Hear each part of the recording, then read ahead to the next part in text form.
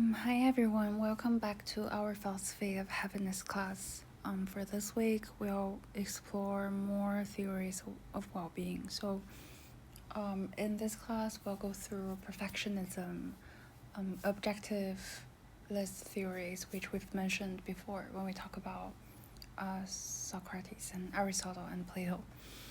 And then we'll also go through hybrid theories and the theory of eudaimonism.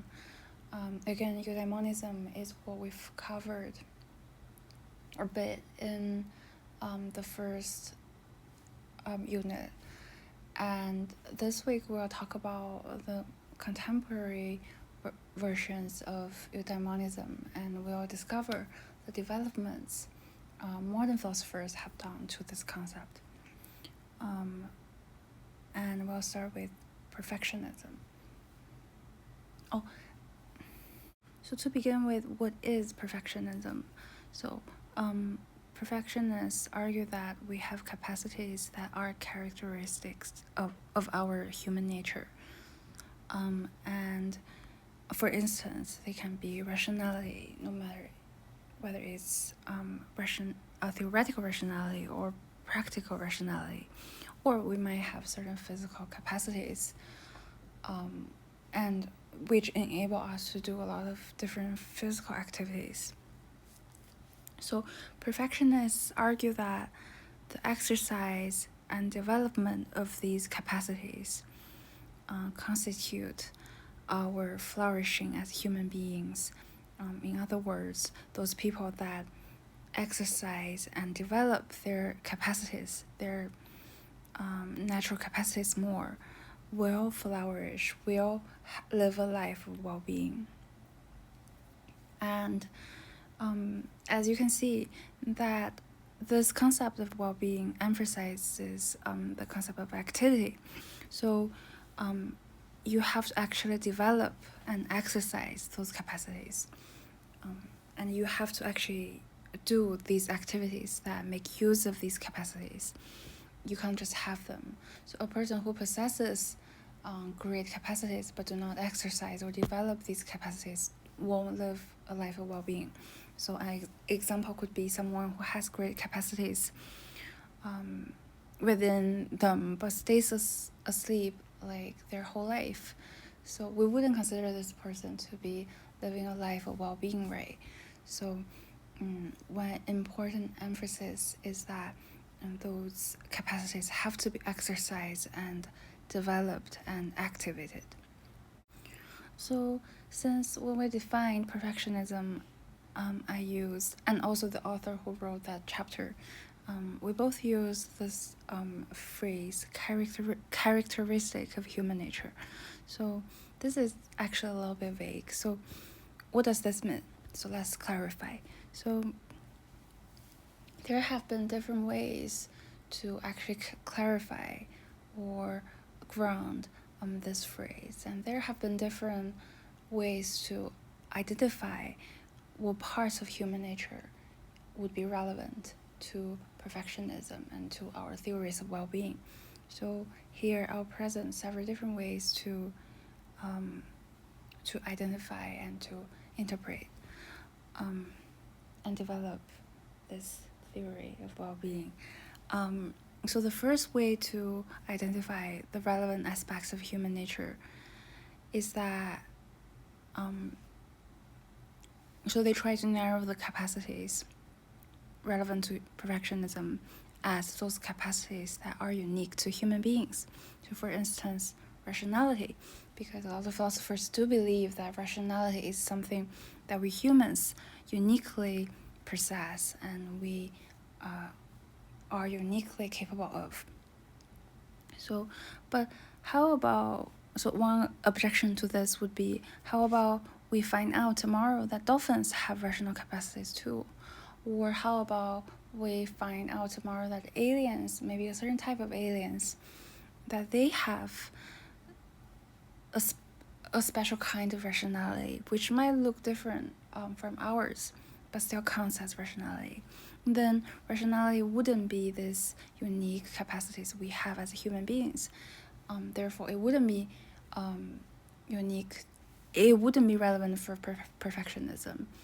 And so our theory of perfectionism would be unstable, because there is always this possibility that one day we find out that a different race or a different creature actually possesses rationality.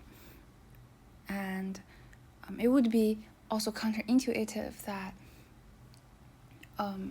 maximizing our rationality just stops being meaningful. It just stops leading us to well-being and happiness if we just find out that if we just find out one day that dolphins have rational capacities. It seems a bit absurd that what leads us to well-being should depend on whether we would find out tomorrow dolphins have rational capacities.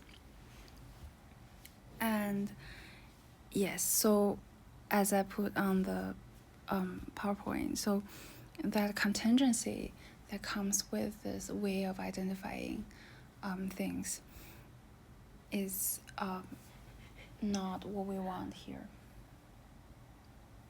And so we wouldn't want our perfectionism theory to be contingent. And that's one major motivation to reject the first way of identifying. How about this? So some other philosophers argue that, okay, maybe we can define the relevant capacities for perfectionism to be those baseline capacities for being fully human.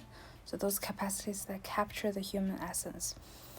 Those capacities that if you lack, you wouldn't be actually fully human, such as autonomy, or maybe sometimes rationality. However, some features that are part of our essence that make us fully human, they are not relevant for perfectionism.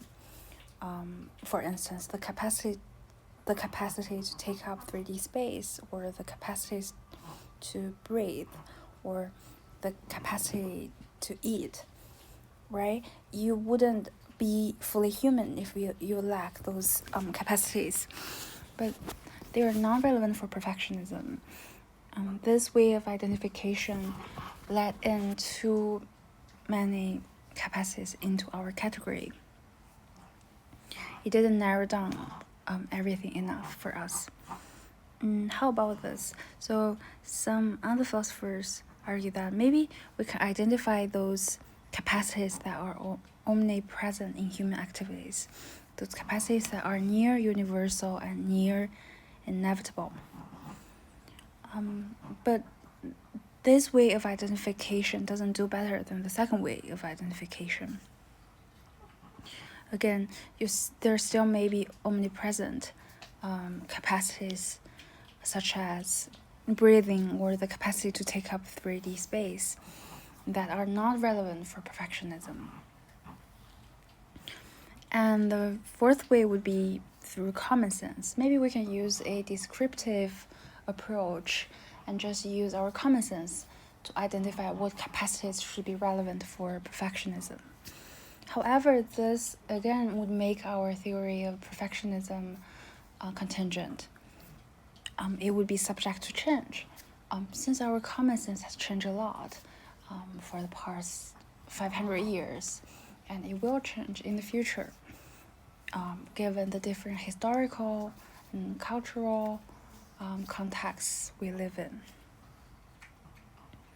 Another approach would be to not tie capacities to human nature, so we do not appeal to human nature anymore. Rather, it appeals directly to the idea of what capabilities are central for good human functioning. So we don't think about human nature anymore, and we abandon this phrase of human nature.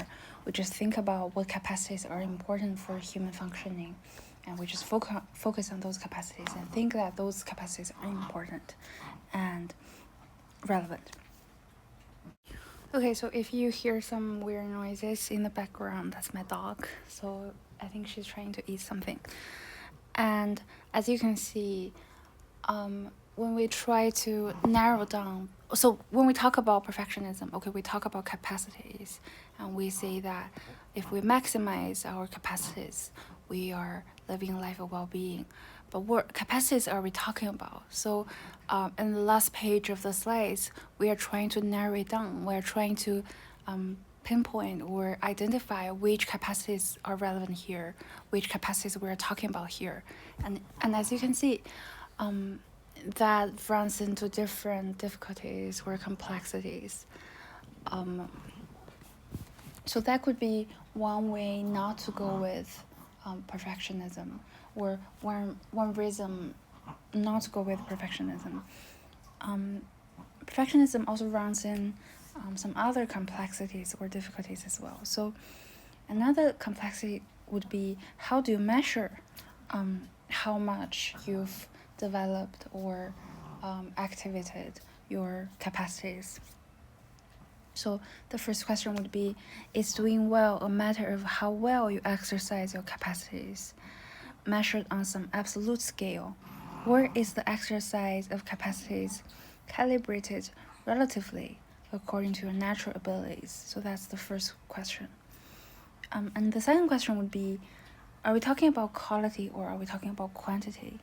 This is a bit similar to the problems that the hedonists run into.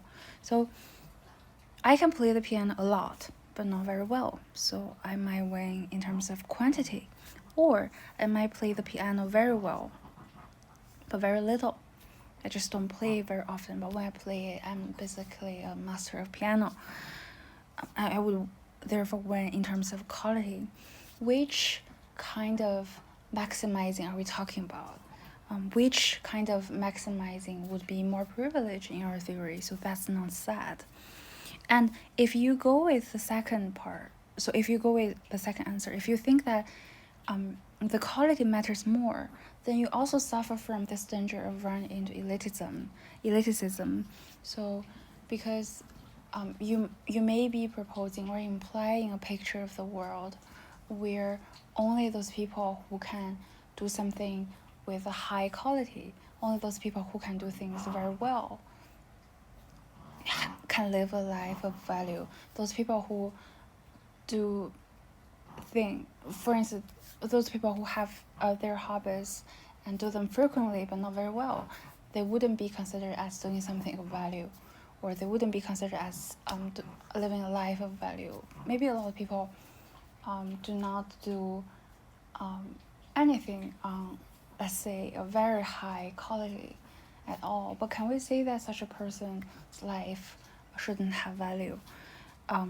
So this kind of questions, if unclarified, would leave the danger of things like elitism in the picture. And also, some capacities require other capacities in order to be developed and improved. So maybe the capacity to exercise depends on the capacity of breathing well, and or maybe the capacity of playing the piano well. It depends on maybe the capacity of controlling my temper and actually be patient in practice. It also is dependent on the capacity to hear songs very well. It also depends on the capacity to actually read music. It might also depend on the capacity of appreciating beautiful things. So again, the picture isn't as straightforward as the perfectionists proposed. Sometimes the capacities just aren't modeled up together with each other, and it's very hard to actually measure one at one time, especially if you introduce the quality and quantity problem. It's even harder to actually measure. And also, when we talk about measuring those capacities and measuring how much we've maximized them, are all the capacities equally important? So is the capacity to breathe as important as the capacity to play the piano? And is the capacity to listen to music as important as the capacity to read books. So would the capacity of reading philosophy be more important, or would the capacity of understanding comic books be more important? So again, the perfectionists have to give us guidance in terms of how we have to measure this. And even if they try to give us guidance of measuring those things, what basis should those guidance of measurements have, and on what basis could they provide such guidance? So those would be questions that the perfectionists run into as well. And although some perfectionists do argue that theoretical rationality is more important than other capacities, but again, you need a lot of theoretical work and philosophical work to actually back that up. You can't just tell people that. You have to explain to people why that's the case. And if you introduce all these questions into the picture, as you can imagine, your picture would be quite complex, and you would have a lot of things to actually figure out and to make everything fit neatly in a picture together. And that would be something the perfectionists have to worry about. Okay, so we've talked about some technical complexities perfectionists might run into. The perfectionists are required to resolve those complexities, or at least tell more about these in their theories. They might not act as genuine objections yet, but we have some more genuine objections. So the first would be wrong properties. So when we talk about human capacities, we will run into trivial or irrelevant capacities. So for instance, I have this capacity to grow my fingernails longer. If I maximize my capacity to grow my fingernails longer, why would that be good for my well-being? And we also might run into evil capacities. Some people might say, okay, maybe humans just have this capacity of killing each other, or this capacity of killing each other for fun in our human nature. So what if those evil capacities are intrinsic? Should we maximize them as well? And the reply would be that this objection is contingent on the descriptive investigation actually turning up some capacities that have those counterintuitive results. So in other words, it just depends on how we do our descriptive investigation. That is, how we list all the human capacities we have within our nature. We might have ways out. We might have ways to avoid those evil capacities appearing on our list. However, I would argue that if you adopted accounts of human nature that argue that human nature is essentially bad, like Xunzi, so recall the debate between Mencius and Xunzi. If you adopted such an account, it's very hard to avoid evil capacities appearing on your list of human capacities within our nature. Right. So that would mean that perfectionism is a restrictive or limiting account for you. So perfectionism doesn't work compatibly with all the accounts of human nature that's out there. It only works compatibly with some of them. So if you are a philosopher who adopts the theory or argument that human nature is essentially bad, then this might be a reason to reject perfectionism, because it restricts your options. It limits your options as a philosopher. Or some people might think that a theory of well-being should be neutral in terms of their stance on human nature. So if you consider neutrality, if you consider neutral well-being theories to be more ideal, then that might be another reason not to favor perfectionism, because perfectionism isn't completely neutral within this, or it just doesn't allow you to work with as many options as you would like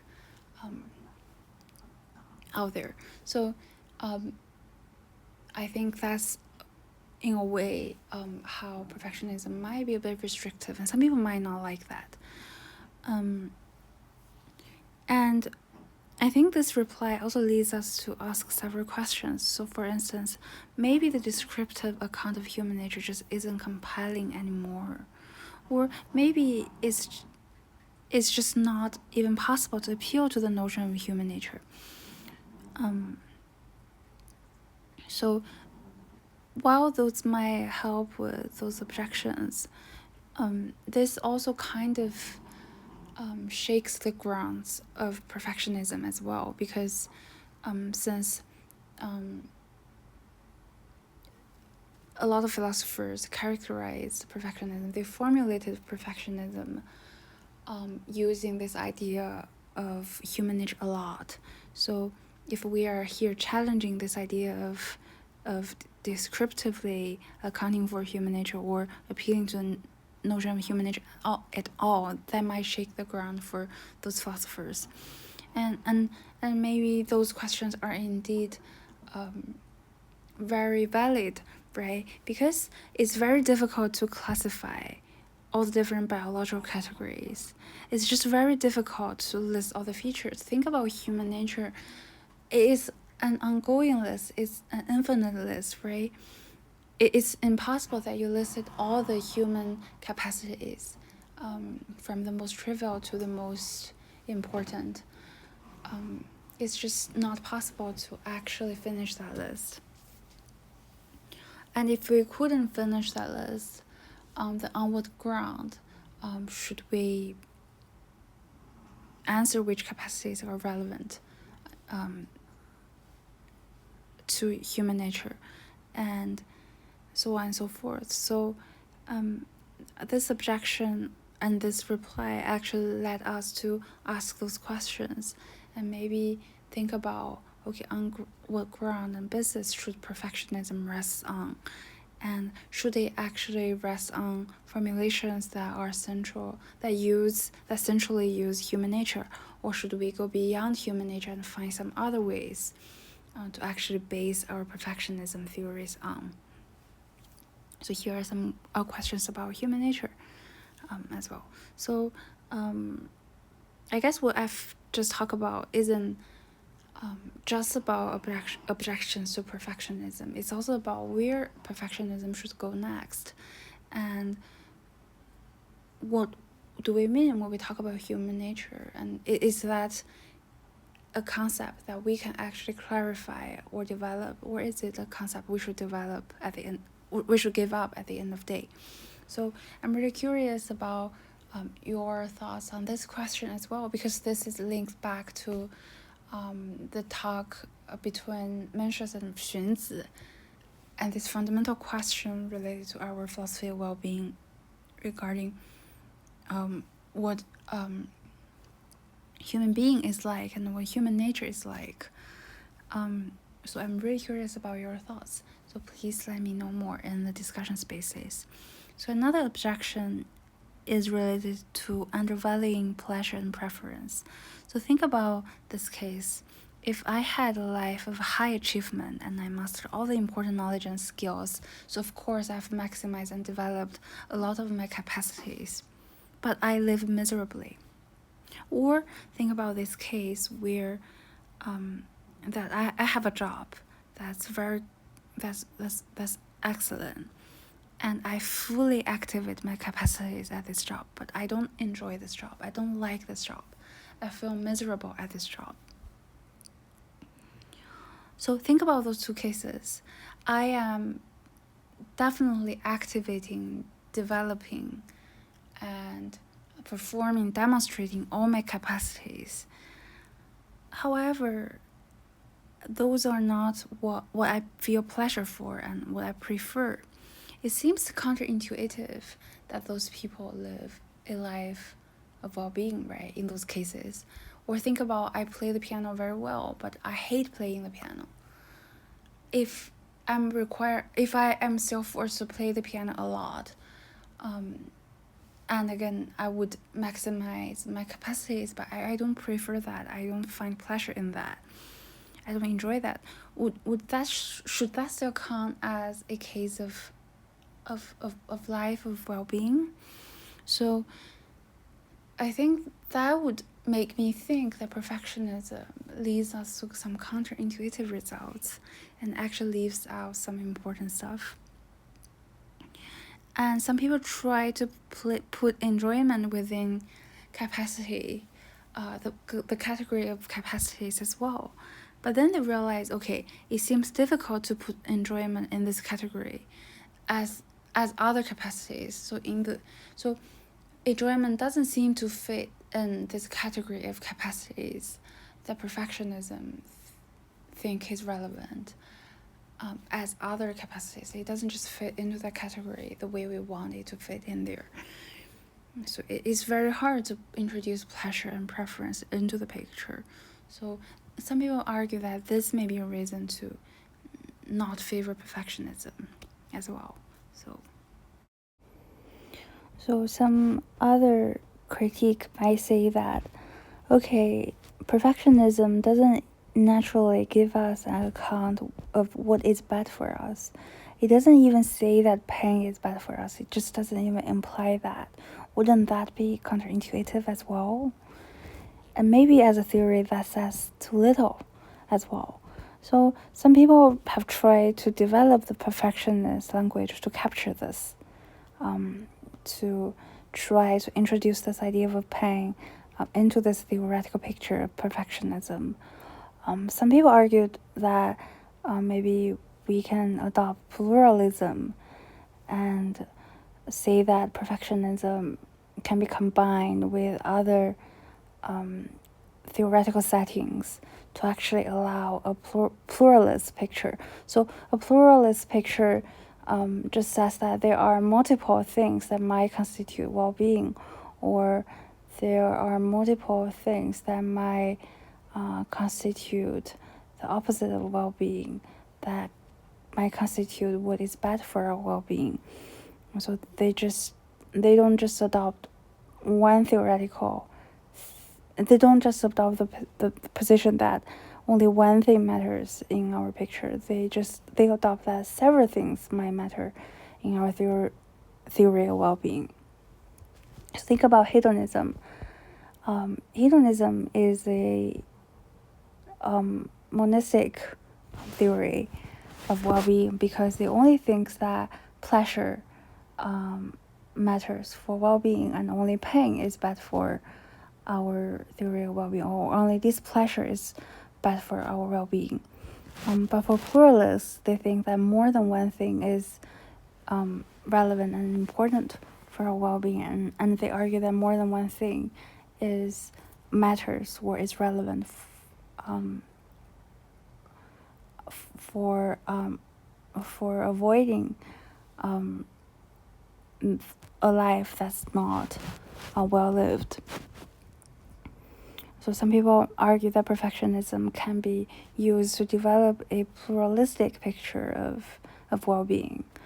And in that way, there would be more space to actually introduce things and theoretical settings to entail that pain is bad for us, to tell us what's bad for us. So perfectionism is compatible with that. It's compatible with introducing accounts and theoretical settings to allow these to be said. So it shouldn't be a reason to reject perfectionism. Or people might say, okay, it just isn't the business of perfectionism to tell us what's bad or whether pain is bad. Why should perfectionism tell us that from the first place? Another objection, again, as we've talked about, is elitism. That is a major danger of perfectionism. And some contemporary perfectionists have argued that, and I think most contemporary perfectionism, they all try to defend that the achievements of average people do indeed have value. They they all try to take on this project and have done a lot of works to establish this. So perfectionism has been developed a lot in this contemporary context and debate. And I think those contemporary perfectionists arrive at a pluralistic picture of well-being where a wide variety of human endeavors and projects and pursuit have value. So that actually kind of reduces this part of the danger of perfectionism as well. Another reason to reject perfectionism, or at least is a challenge posed towards perfectionists, is that the theory only tell us what are good. They don't tell us why they're good. So no explanation of why those things are good are offered.